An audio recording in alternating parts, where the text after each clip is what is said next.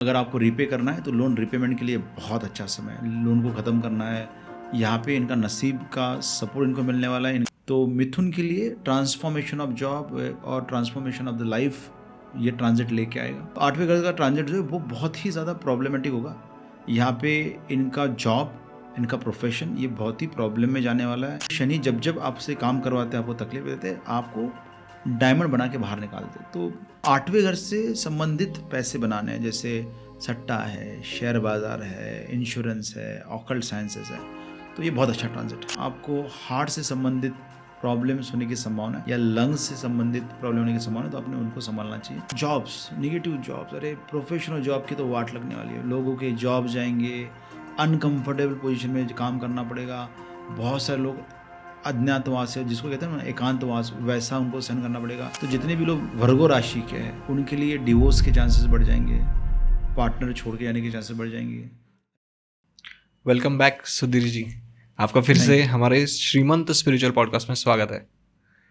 Yes, तो आज हम डिस्कस करने वाले हैं कि अभी ये ईयर ख़त्म होने वाला है और 2025 स्टार्ट होने वाला है। तो आने वाला साल सभी राशियों के लिए कैसा होगा, ये हम इस पॉडकास्ट में डिस्कस करते हैं।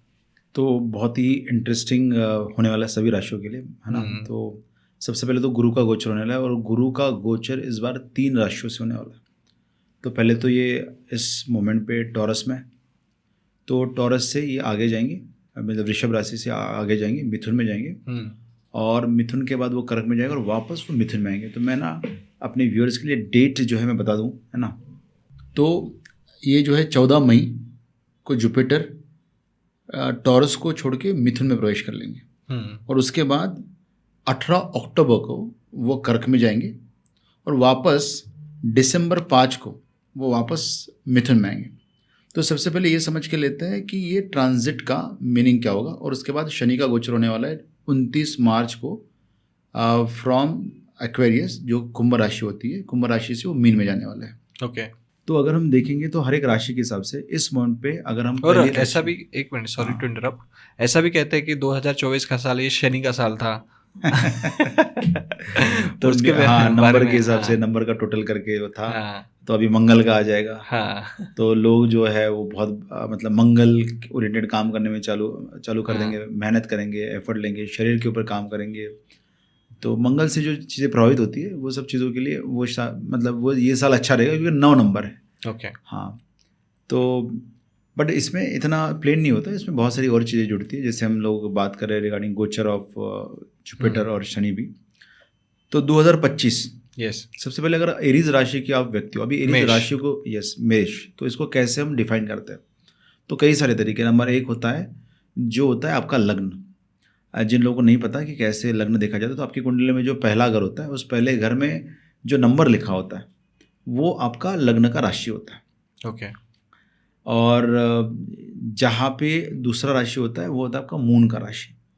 अब मून की राशि को इतना ज़्यादा महत्व इसलिए दिया गया क्योंकि मून मतलब मन, और मन के ऊपर जो भी प्रभाव आएंगे उससे आदमी का सब कुछ डिसाइड होता है। तो मन ही सब कुछ है ना। जब बुद्धि और मन में झगड़ा होता है तो मन ही जीतता है, इसलिए मन। और तीसरा जो है आपका नाम का अक्षर, तो नाम के अक्षर का भी राशि होता है। तो जो हम अभी एक्सप्लेन करेंगे वो इसमें से किसी भी जगह पे अगर आपका शायद मून है या आपका नाम उसमें आता है उस राशि का है, तो भी आपको ये रिजल्ट दिखते, मतलब आपके लाइफ में 2025 में रिजल्ट दिखते हुए आएगा, दिखाई देगा आपको ये हो रहा है। ओके। तो अगर देखेंगे तो सबसे पहले मेष राशि के बारे में, तो मेष राशि में इस मोमेंट पे जुपिटर जो है वो 2nd हाउस में, अब वो 2nd हाउस से 3rd और 3rd से 4th में जाएंगे। तो ये साल में जैसे ही वो मिथुन राशि में प्रवेश करेंगे, यहाँ पे इनका भाग्य इनके लिए बहुत सपोर्टिव हो जाएगा, और जितनी चीज़ें आज तक वो मेहनत करके कमा रहे थे, एफर्ट करके कमा रहे थे, वहाँ पे अभी लाइफ थोड़ी सी ईजी हो जाएगी और भाग्य का साथ इनको मिलना चालू हो जाएगा। ओके। ऐसे में जितने भी बॉसेस हैं वो सपोर्टिव हो जाएंगे। हो सकता है कि वो स्पिरिचुअल यात्राएं बहुत करे, ऐसे धार्मिक स्थलों पे पहुँच जाए, क्योंकि यहाँ पे गुरु का जो दृष्टि है वो उनके 9th हाउस पे पड़ने वाला है। यहीं पे साथ ही साथ इस साल आर्थिक जो उनका वृद्धि है उसके लिए बहुत अच्छा है। यहाँ पे व्यक्ति जो है एरीज राशि की आर्थिक वृद्धि के लिए जा सकते हैं, उनके पैसे में काफ़ी वृद्धि होगी, जो सपने थे वह सच होने का समय आ गया है। अरे वाह। तो यहाँ पे जुपिटर का कहना है, गुरु का कहना है कि यस, आपके सपने जो है सच हो जाएंगे। और साथ ही साथ अगर शादी से संबंधित कुछ किसी को शादी करनी है तो शादी होने के लिए बहुत अच्छा समय है। यहाँ पे शादी के लिए अनुमति है, और अगर आप ढूंढ रहे हो कोई पार्टनर तो मिल जाएगा आपको पार्टनर। ये होता है एरीज या मेष राशि के लिए। Okay, next. अब टॉरस राशि के लिए आज तक जुपिटर जो थे वो लग्न में थे, वृषभ। तो उन लोगों ने क्या किया, अपने माइंडसेट को लेके, अपने शरीर को लेके काफ़ी ज़्यादा काम किए। अब जो है वो उनके सेकंड हाउस में जाएगा। अब यहाँ पे अगर आपको पढ़ना है रिगार्डिंग ऑकल्ट तो ये बहुत अच्छा समय है, क्योंकि जुपिटर का सेकंड हाउस में जाके अपने ही घर को देखना कहीं ना कहीं आपको ऑकल्ट से संबंधित ज्ञान प्राप्ति के लिए बहुत अच्छा समय देगा। साथ ही साथ यहाँ पे अगर आपको कोई चीज़ें मिलने वाली है जो आपके माता पिता ने छोड़ी है, या कुछ जहाँ पे सडन लॉटरी लगना है या सडन चीज़ें आपकी लाइफ में होना है, वो सब चीज़ें ये साल में होने की संभावना बहुत ज़्यादा, ये बहुत ही बेनिफिशियल है। यहाँ पे जब जुपिटर जाएंगे सेकंड हाउस में तो वो आपके छठे घर को भी देखेंगे। तो यहाँ पे आपके लोन्स अगर आपको रीपे करना है तो लोन रिपेमेंट के लिए बहुत अच्छा समय है। लोन को ख़त्म करना है, लोन चाहिए, तो वो सब चीज़ें अभी अच्छे से हो जाएगी। और यहीं पे जब जुपिटर बैठेंगे तो आपके 10वें घर को भी देखेंगे, और 10वें घर को जुपिटर का देखने का मतलब है कि अब कहीं जाके आपका, अगर आप जॉब ढूंढ रहे हो तो आपको जॉब मिल जाएगा।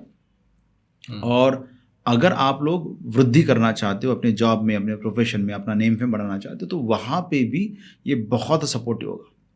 और जैसे अगर हम एरीज की बात करेंगे, मेष की बात करेंगे, तो उसके लिए जो सैटर्न था वो 12वें घर में था, क्योंकि अभी जो ट्रांजिट है 11वें घर से 12वें घर में जाएगा। तो यहाँ पे मेष राशि के लोगों को काफ़ी दिक्कत होने वाली है उनके जॉब और प्रोफेशन को लेके, बहुत चैलेंजेस आएंगे। ऐसे में अगर ये ओवरसीज कंपनी में जाती है, ओवरसीज में जॉब करेंगे तो बहुत अच्छा है। इनफैक्ट एरीज की बात करूँ, और यही चीज़ अगर हम वृषभ में देखते हैं तो वृषभ के लिए अब बहुत ही सुनहरा समय है, क्योंकि जुपिटर का दृष्टि उनके 10वें घर पे जाएगा और सैटर्न जो है वो 11वें घर में जाएगा। तो 11वें घर में जाएगा तो इच्छा पूर्ति, जितनी भी चीज़ें वो अपने प्रोफेशन से चाहते थे कि ये हो जाए वो हो जाएंगे अभी। अगर हम लोग नेक्स्ट राशि की बात करेंगे जो कि मिथुन है, जिसको हम लोग जेमिनाई कहते हैं।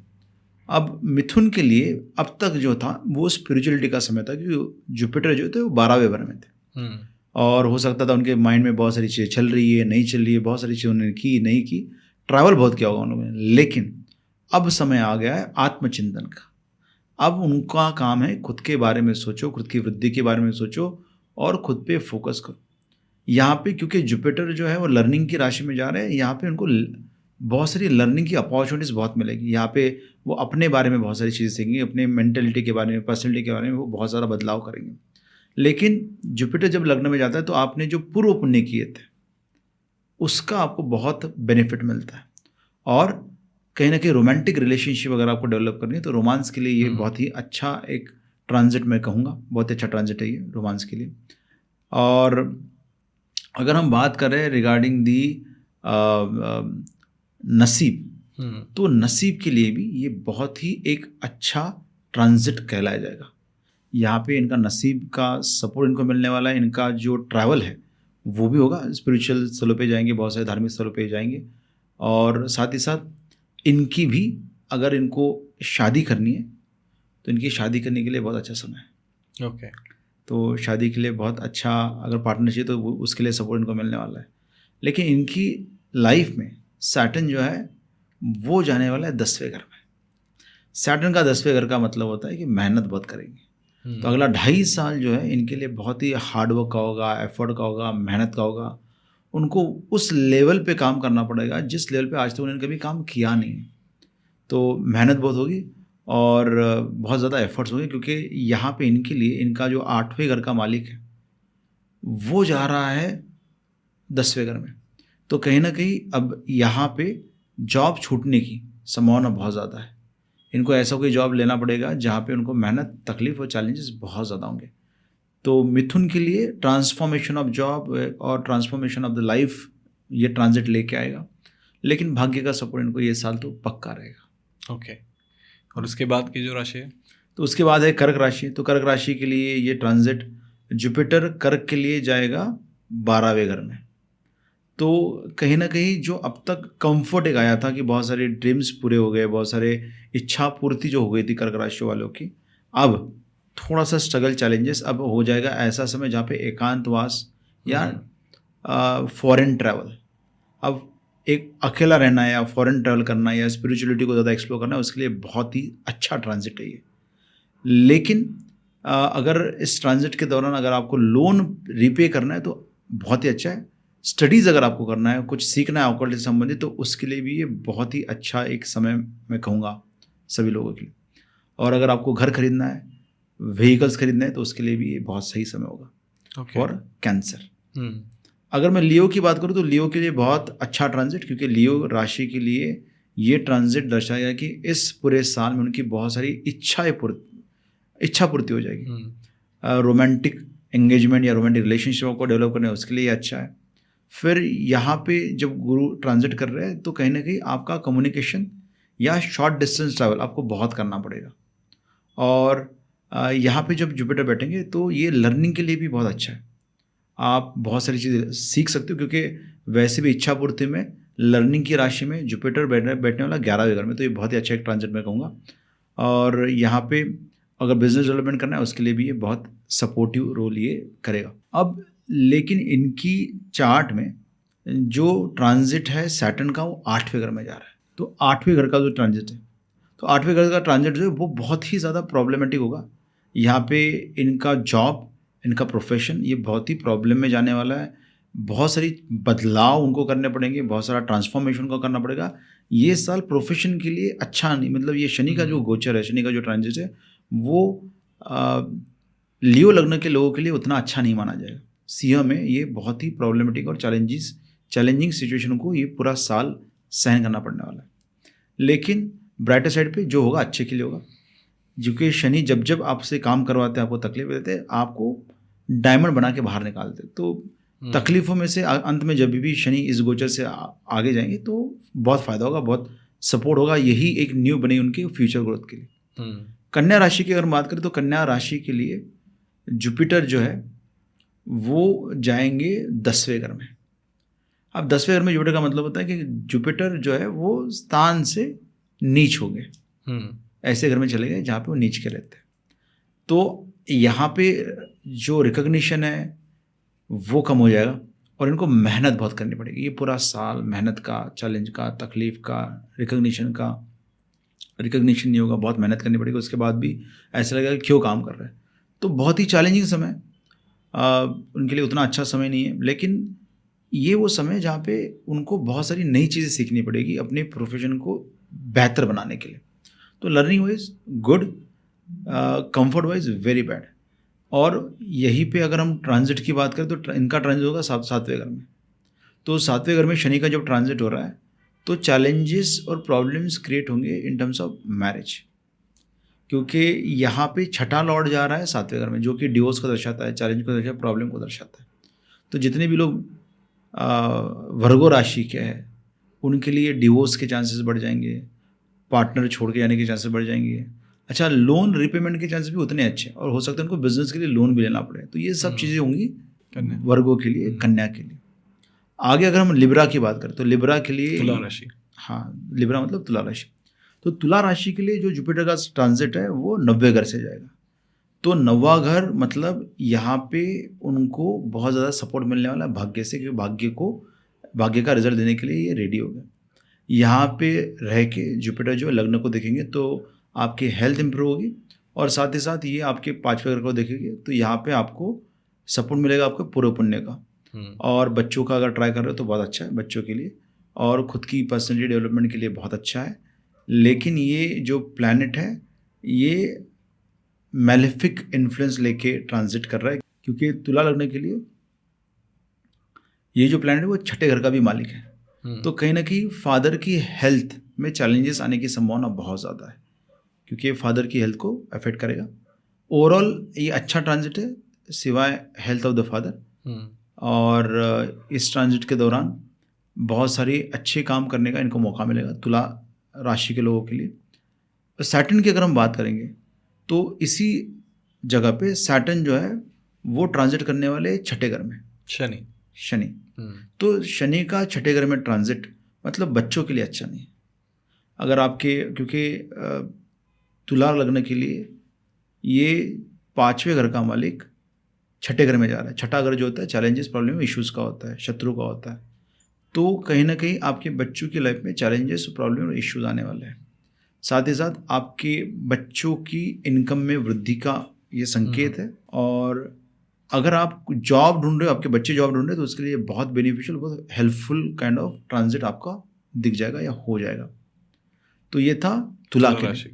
अगर हम बात करते हैं वृश्चिक, स्कॉर्पियो, तो वृश्चिक राशि के लिए उनका जो सेकंड लॉर्ड है वो जाने वाला है 8वें घर में। ऐसे में चैलेंजेस आएंगी पैसों के लेके, क्योंकि पैसा ऐसी जगह पे जाएगा जहाँ पे अचानक से पैसा जाएगा, सडन जगह पे जाएगा, और तकलीफ वाला ये ट्रांजिट है। पैसे लूज करने का टेंडेंसी इसमें आ जाएगा। लेकिन अच्छी बात इसमें यह है कि जितने पैसे गवाओगे उतने आने की संभावना भी उतनी ही ज़्यादा है, क्योंकि ये जो है जीरो से हीरो का टेंडेंसी इसमें क्रिएट होगा कि पैसे शून्य हो जाएंगे, खर्च हो जाएंगे, और वापस ये पैसे बनाने का अपॉर्चुनिटी आपको बहुत देगा, बहुत ज़्यादा अवसर मिलेंगे आपको पैसे बनाने के। अगर आपको 8वें घर से संबंधित पैसे बनाने हैं, जैसे सट्टा है, शेयर बाजार है, इंश्योरेंस है, ऑकल्ट साइंसेस है, तो ये बहुत अच्छा ट्रांजिट है। ओके। लेकिन ये अगर आप नॉर्मल काम करोगे तो ये प्रॉब्लमेटिक होगा, तकलीफ वाला होगा। अब यहीं पे अगर हम बात करेंगे तो वसूली के लिए बहुत अच्छा है। इन केस आपके पैसे कहीं पे अटके और आपको पैसे निकालने हैं, तो ऐसे लोगों के लिए ये ट्रांजिट बड़ा अच्छा है कि ये पैसे रिकवरी में आपकी बहुत मदद कर देगा। अगर हम लोग बात करें ट्रैवल की, तो ये आपको बहुत ज़्यादा ट्रैवल करने वाला ट्रांजिट। आप बहुत सारी जगहों पे जाओगे, बहुत सारे फॉरेन यात्राएं करने का संभव यहाँ पे होता दिखाई दे रहा है। कहीं ना कहीं जितने भी लोग स्कॉर्पियो लग्न के हैं, स्कॉर्पियो राशि के हैं, या स्कॉर्पियो राशि का नाम से वृश्चिक के नाम से चलते हैं, तो उनको फॉरेन ट्रैवल ये साल ज़रूर मिलने वाला है। वो एक तो फॉरेन ट्रैवल करके वापस पक्का आएंगे। और वृश्चिक में अगर देखोगे तो जो 5वें का लॉर्ड है, चौथे का लॉर्ड है, 4th हाउस लॉर्ड। वृश्चिक में अगर देखोगे तो 4th हाउस लॉर्ड जो है आपका, वो जाने वाला है 5वें घर में। ये 3rd और 4th का जो लॉर्ड है वो यहाँ पे ये टेंडेंसी दिखाता है कि कहीं ना कहीं आपको घर शायद बदलना पड़े, घर का शायद आपको शिफ्ट करना पड़े। तो घर का बदलाव होगा, और हेल्थ चैलेंजेस जा सकते हैं आपके बच्चों को हेल्थ चैलेंजेस, इश्यूज और प्रॉब्लम्स कहीं ना कहीं उनको हो सकता है घर से दूर जाना पड़े आपके बच्चों को। और ये एक अच्छा ट्रांजिट है जहाँ पे आप ना बहुत ज़्यादा पैसा मैनिफेस्ट कर सकते हो। सैटर्न का ट्रांजिट जो है वो पंचम में जा रहा है, 5वें घर से वो 11वें घर की तरफ देखेगा, तो बहुत ज़्यादा पैसे कमाने का स्कोप आपको देगा। आपकी इनकम बहुत वृद्धि हो सकती है, क्योंकि सैटर्न जो है वो नेचुरली 11वें घर का मालिक होके 11वें घर को ही देख रहा है। तो एक ऐसा टेंडेंसी, ऐसा स्कोप क्रिएट होगा जहाँ पे पैसे आप बना सकते हो। तो पैसे बनाने के लिए बहुत अच्छा ट्रांजिट कहूँगा मैं, क्योंकि 8वें में जुपिटर बैठ के दूसरे को देख रहा है, और सैटर्न जो है वो पंचम में बैठ के 11 को देख रहा है। तो ये बहुत अच्छा ट्रांजिट कहेंगे पैसे बनाने के लिए वृश्चिक राशि के लोगों के लिए, वृश्चिक लग्न के लोगों के लिए। नेक्स्ट अगली राशि है धनु राशि, सजिटेरियस। तो धनु राशि का तो ये लग्नेश है। अब ये लग्नेश जो है मूव हो रहा है अपने से एग्जैक्टली अपोजिट। ओके। मतलब मिथुन राशि में। तो मिथुन राशि में जो जाएगा तो वहाँ पे देखो शादी के लिए एक अच्छा, अगर किसी को शादी करनी है तो ये बहुत अच्छा ट्रांजिट है शादी के लिए। लेकिन यहाँ पे आपके पास समय कम रहेगा, और आप बहुत ज़्यादा अपने इच्छाओं का पीछा करने वाले हो। आप चाहते हो कि मेरी इच्छाएं कंप्लीट हो, मैं लोगों तक पहुँचूँ, लोगों तक बात करूँ, तो ये सब ये ट्रांजिट में होगा। ओके। ये ट्रांजिट में पैसे कमाने की अपॉर्चुनिटी आपको बहुत मिलेगी, आपको सिखाना है उसकी अपॉर्चुनिटी आपको बहुत मिलेगी। वैसे ही धनु राशि के लोग बहुत डायनामिक होते हैं, तो अभी ये डायनामिक जो काम वो कर रहे हैं उसका बेनिफिट उनको मिलना चालू हो जाएगा। सैटर्न का जो ट्रांजिट है इस दौरान वो आपके 4थे घर से होने वाला है, और 3रे हाउस का लॉर्ड 4थे घर में जा रहा है। मतलब कहीं ना कहीं आपको बाहर जाना पड़ेगा। तो ये अगर आपके ड्रीम्स है कि मुझको घूमना फिरना है, फॉरेन ट्रैवल करना है, तो ये इस राशि के लिए भी बहुत अच्छा समय है। अगर आप नहीं जाओगे तो कहीं ना कहीं घर छोड़ना पड़ेगा या घर बदलना पड़ेगा और दूसरे घर में आप जाओगे, तो वो एक टेंडेंसी यहाँ पे बताता है। शॉर्ट डिस्टेंस ट्रैवल काफ़ी होंगे आपके, वो ये बताता है। देखा जाए तो सैटर्न 10वें घर को देखेगा तो आपके कर्मों को वो काफ़ी बल देने वाला है। मतलब आप बहुत काम करोगे, बहुत एफर्ट ओरिएंटेड होगे और मेहनत आपकी काम में जाएगी, एक अच्छा एनवायरनमेंट क्रिएट होगा काम के लिए। ये बहुत अच्छा ट्रांजिट है काम, अगर आपको काम को इस्टेब्लिश करना है उसके लिए। और अगर आप अपने हेल्थ पे काम करना चाहते हो तो ये बहुत अच्छा समय है। आप ऑल दी धनु, जितने भी धनु हैं उनके लिए हेल्थ का इम्प्रूवमेंट यहाँ पे हो सकता है। अगर डिसीज़ वाइज देखेंगे तो आपको हार्ट से संबंधित प्रॉब्लम्स होने की संभावना है या लंग्स से संबंधित प्रॉब्लम होने की संभावना है, तो आपने उनको संभालना चाहिए। ये धनु के लिए। अगर हम लोग आगे जाएं तो अगला राशि जो है वो मकर राशि है, कैप्रिकॉर्न। तो सैटर्न जो है उनका लग्नेश है। सैटर्न लग्नेश होके जा रहा है 3रे घर में और नेचुरली 10th हाउस का लॉर्ड होके वो छठे घर, मतलब 10वें से छठे में जा रहा है। तो यहाँ पे आपको अपने जॉब प्रोफेशन के लिए बहुत ज़्यादा हार्ड वर्क करना पड़ेगा। तो कैप्रिकॉर्न लोगों के लिए ये साल प्रोफेशन के लिए काफ़ी बुरा है, बहुत चैलेंजिंग, बहुत प्रॉब्लमेटिक। जैसे ही मार्च में ट्रांजिट होगा वो तकलीफ वाला होगा।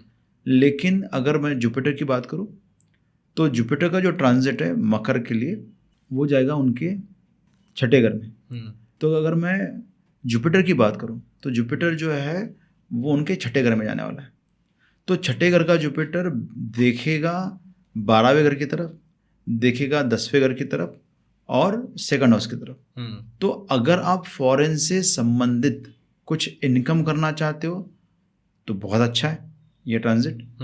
और अगर मैं लॉर्डशिप की बात करूं तो यहाँ पे जो आपका 12th लॉर्ड है वही छठे घर में बैठ के 12 को देख रहा है। तो ये आपके जितने भी ट्रैवल्स है, स्पिरिचुअलिटी है, उसको ये स्ट्रेंथन करेगा। तो ये एक बहुत अच्छा ट्रांजिट है आपके लिए अगर आपको स्पिरिचुअलिटी से संबंधित कुछ करना है तो। और दूसरा जो इसका नज़र है वो आएगा आपके 10वें घर के लिए, तो जॉब के लिए अच्छा नहीं है। तो एक तो सैटर्न आपके 10वें घर को देख रहा है जहाँ पे आपको बहुत परिश्रम करवाने वाला है। सैटर्न जो है छठे घर में जा रहा है आपका लग्नेश, और नेचुरल कारक ऑफ जॉब वो 10वें से छठा जा रहा है और 12वें घर का लॉर्ड आपके 10वें घर को देख रहा है।